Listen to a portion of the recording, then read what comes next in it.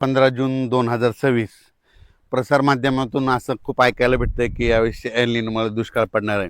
तर सर्वप्रथम शेतकऱ्याला सांगू इच्छितो, आपण त्या एल निनोविषयी तर सहमतच नाहीत. तर एल निनोमुळे दुष्काळ पडणार हे आपल्याला मान्य देखील नाही. तर शेतकऱ्याला सांगू इच्छितो, एल निनो असो या नसो, आपल्या भारताला 2 समुद्र आहेत. एक अरबी समुद्र आणि बंगालच्या खाडीचा समुद्र. अरबी समुद्रातून जरी नाही पाऊस आला, बंगालच्या खाडीमधून पाऊस येणार आणि शेतकऱ्याची पेरणी होणार. म्हणून मी म्हणतो एल निनो असो या नसो, आपल्या दरवर्षी महाराष्ट्रात पाऊस येणार हे निश्चित आहे. आणि काय झालं, प्रसारमाध्यमातून खूप ऐकायला भेटतं की दुष्काळ पडणार आहे, पाऊसच पडणार नाही. पण शेतकऱ्याला एक सांगू इच्छितो, शेतकऱ्यांना घाबरू नका. म्हणजे काय होणार आहे, या जूनच्या शेवटच्या आठवड्यात काय होणार आहे, पाऊस येणार आहे आणि शेतकऱ्याच्या पेरण्या सुरू होणार आहेत. म्हणून हे अंदाज लक्षात द्यायचा. आणि याच्यातून जर काही शेतकरी राहिले तर 10 जुलै ते 15 जुलैमध्ये पुन्हा एकदा पाऊस येईल, त्याच्यात पेरण्या होणार आहेत. पण दुष्काळ वगैरे काही पडणार नाही. म्हणून हा प्रथम शेतकऱ्यांना अंदाज लक्षायचा. काय झालं, महाराष्ट्रात मान्सून दाखल झाला, पण दाखवून झाल्याच्या नंतर परत ते स्थिरावला. पण ही परिस्थिती, वारं सुटण्याची परिस्थिती दरवर्षी कधी असते, पाऊस पडल्याच्या नंतर पुढच्या महिन्यात असते. पण यावर्षी काय झालं, सुरुवातीला आल्यामुळं हे शेतकऱ्याला असं वाटतं की यावर्षी पाऊस पडणार नाही. आणि त्याच्यामधून काय झालं की प्रसारमाध्यमातून बरंच भेडसावत आहे की दुष्काळ पडणार आहे. शेतकऱ्याला सर्वप्रथम सांगतो, यावर्षीचं साल सगळ्यात चांगलं राहणार आहे. जूनच्या शेवटच्या आठवड्यामध्ये चांगला पेरणीयोग्य पाऊस पडणार आहे. सगळ्याच्या हळूहळू पेरण्या सुरू होणार आहेत. म्हणून हा अंदाज लक्षात येतात. सर्वप्रथम मी म्हटलं होतं ना, एक 7 ते 14चा एक टप्पा राहील, त्याच्यानंतर 20 ते 30 राहील आणि 10 जुलै ते 15 जुलै राहील. ही असंच परिस्थिती राहणार आहे. यावर्षी जून महिन्यात थोडाफार पाऊस कमी राहणार आहे, जुलैमध्ये जास्त पडणार आहे, ऑगस्टला कमी राहील, सप्टेंबर ऑक्टोबर परतीचा पाऊस धुमाकूळ घालणार आहे. पण दुष्काळ वगैरे काय पडणार नाही. तर तुम्हाला सांगते, यावर्षी शेतकरी हिताचं साल आहे, शेतकऱ्यासाठी खूप चांगलं आहे. शेतकऱ्यांनी घाबरून जाऊ नये.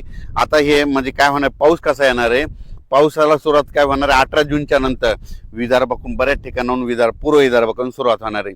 18-19च्या दरम्यान पूर्व विदर्भाकडून ते पाऊस मराठवाड्यापर्यंत येईल. पण त्याच्यानंतर काय होईल, 20-21च्या नंतर मराठवाड्याकडे पाऊस आल्याच्यानंतर 21 ते 29च्या दरम्यान मराठवाड्यामध्ये वेगवेगळ्या भागात पाऊस पडेल. आणि काही जिथं जास्त ओल होईल त्यांच्या पेरण्या सुरू होतील. विदर्भात देखील काय होईल, 18-19 पासून तिकडे पाऊस सुरुवात होईल. जिथं पाऊस जास्त पडला त्यांच्यात देखील ओल झाली तर त्यांच्या देखील पेरण्या होईल. त्याच्यानंतर हे पाऊस पुन्हा उत्तर महाराष्ट्राकडे जाईल. मग उत्तर महाराष्ट्राकडे काय होईल, म्हणजे विदर्भापासून उत्तर महाराष्ट्र सगळं टोक, हे टोक ते टोक आहे. मग तिकडं काय होईल, 23 जून ते 29 जूनच्या दरम्यान तिकडं देखील पाऊस जाईल आणि त्यांच्या देखील पेरण्या लागतील.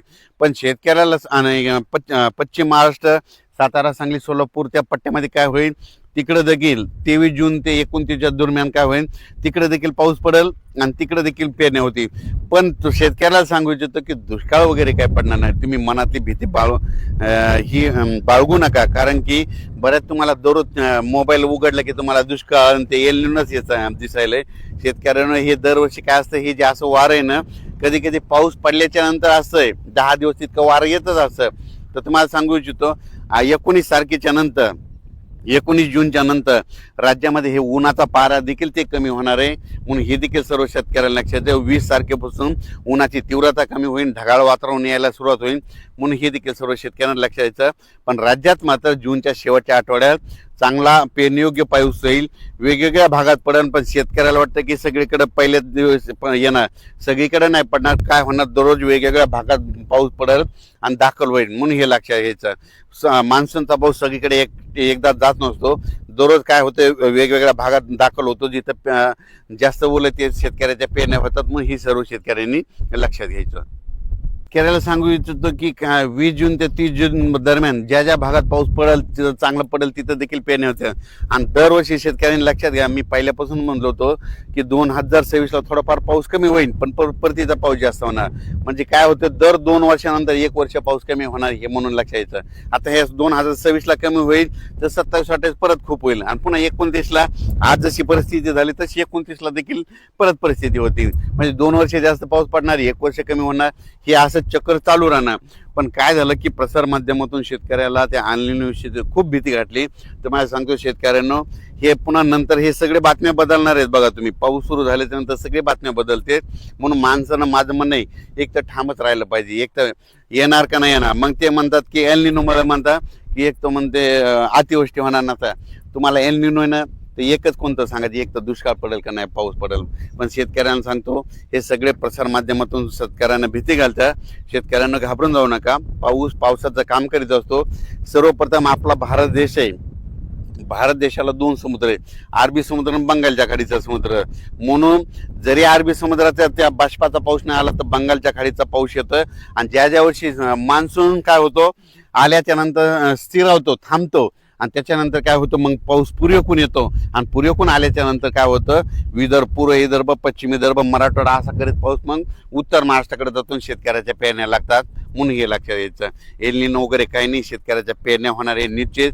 काळ्या दगडावली रेग आहे म्हणून काही शेतकऱ्यांनी घाबरून जायचं कारण नाही. शेतकऱ्याला परत एकदा सांगतो, जमिनीची शेताची पेरणी करत असताना चांगली अशी ईदभर ओल गेल्याच्या नंतर पेरणीचा निर्णय घेऊ नका. कारण ईदभर ओल गेल्याच्या नंतर कधी पेरू शकता हे पाहू शकता. सगळं रेडी करून ठेवलंय, बियाणं आणून ठेवलंय, खत आणून ठेवलेत. फक्त पाऊस पडल्याच्या नंतर इथं शेतात यायचं, ईदभर ओल गेली मग आम्ही देखील पेरणीचा निर्णय घेणार आहेत. त्या ईदभर ओलीचे एक तुम्हाला वैशिष्ट्य सांगतो. ईदभर ओल गेली, पेरल्याच्या नंतर काय होतं, जमिनीमध्ये मुळी जाते.